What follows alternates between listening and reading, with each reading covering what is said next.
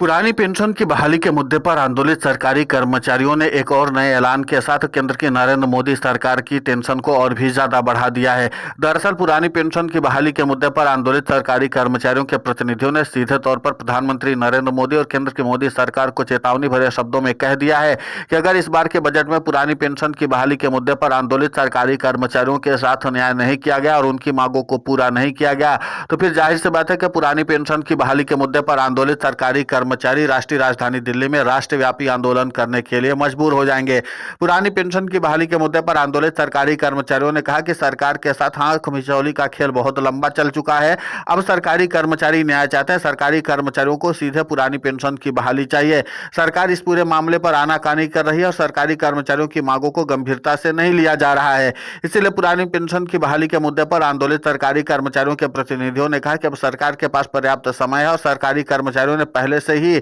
अपने पत्र लिख करके अपनी मांगों के बारे में विस्तार से जानकारी दे दी थी। वो वित्त मंत्री निर्मला सीतारमण को भी पत्र लिखा गया था और इसी के साथ प्रधानमंत्री नरेंद्र मोदी को भी लिखा गया था। सरकारी कर्मचारियों ने अपनी मांगों को प्राथमिकता के आधार पर पूरा करने के लिए भी कहा था और इसी के नाते से पुरानी पेंशन की बहाली के मुद्दे पर आंदोलित सरकारी कर्मचारियों ने जैसे ही इस बात का ऐलान कर दिया कि अब अगर बजट में उनके साथ न्याय नहीं किया गया यानी उनकी मांगों को पूरा नहीं किया गया तो सरकारी कर्मचारी राष्ट्रव्यापी आंदोलन करने के लिए मजबूर हो जाएंगे। और इसीलिए पुरानी पेंशन की बहाली के मुद्दे पर आंदोलित सरकारी कर्मचारियों की मांगों को ध्यान में रखते हुए प्रधानमंत्री नरेंद्र मोदी भी अब इस मामले पर गंभीरता से विचार करने के लिए मजबूर हो गए हैं, या दूसरे शब्दों में आप कह लीजिए कि प्रधानमंत्री नरेंद्र मोदी अब झुकने के लिए भी मजबूर हो गए हैं। और इसीलिए पुरानी पेंशन की बहाली के मुद्दे पर आंदोलित सरकारी कर्मचारियों की मांगों को पूरा करने के लिए प्रधानमंत्री नरेंद्र मोदी अब बीच का रास्ता निकालने की कवायद में जुटे हुए हैं। लेकिन इसी के साथ प्रधानमंत्री नरेंद्र मोदी के पास सबसे बड़ी चुनौती यह है कि सरकारी कर्मचारियों के लिए अगर वो बीच का रास्ता निकालते भी हैं तो भी उनके पास एक अच्छा खासा आर्थिक बजट को तैयारी करनी होगी।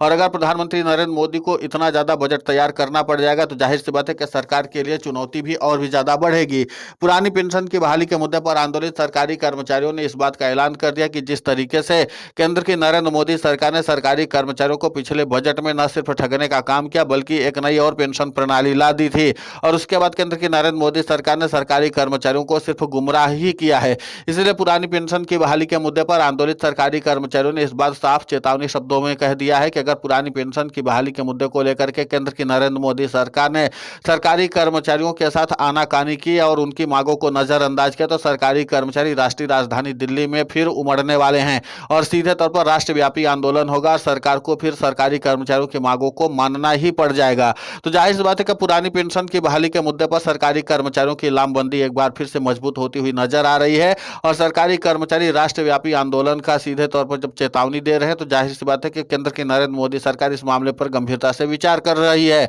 अब देखना यह महत्वपूर्ण होगा कि जिस तरीके से राज्यों से लेकर के केंद्रीय स्तर के सरकारी कर्मचारी ओपीएस के मुद्दे पर आंदोलित हैं और इसी के साथ केंद्र की नरेंद्र मोदी सरकार की तरफ से जो संशोधन किया गया है उसको सरकारी कर्मचारियों ने सिरे से खारिज कर दिया है। टैक्स के मामले को लेकर के पुरानी पेंशन की बहाली के मुद्दे पर आंदोलित सरकारी कर्मचारियों ने कहा कि अगर केंद्र की नरेंद्र मोदी सरकार किसी पेंशन योजना में टैक्स के प्रावधान को जोड़ करके सरकारी कर्मचारियों की मांगों को पूरा करना चाहती है तो सबसे पहले प्रधानमंत्री नरेंद्र मोदी या वित्त मंत्री निर्मला सीतारमण सीधे तौर पर पुरानी पेंशन की बहाली के मुद्दे पर आंदोलित सरकारी कर्मचारियों के प्रतिनिधियों से मुलाकात करें और संवाद स्थापित करें, न कि उन कर्मचारी संगठनों से जो सरकार के पिट्ठू बने हुए हैं और सरकार की हाँ में हाँ मिलाए रखते हैं। हम लोग चाहते हैं कि पुरानी पेंशन की बहाली के मुद्दे पर हमारी उन मांगों को सुना जाए जो सरकारी कर्मचारी चाहते हैं। यह ना सुना जाए कि जो सरकार के लोग चाहते हैं वो हमारी मांगों में जबरन शामिल किया जाए। इसी के नाते से सरकारी कर्मचारियों के बढ़ते प्रभाव ने केंद्र की नरेंद्र मोदी सरकार को न सिर्फ विचार करने के लिए मजबूर कर दिया बल्कि ठोस कदम उठाने के लिए भी अप्रेरित करना शुरू कर दिया, क्योंकि अगर प्रधानमंत्री नरेंद्र मोदी पुरानी पेंशन की बहाली के मुद्दे पर आंदोलित सरकारी कर्मचारियों की मांगों को नहीं मानते हैं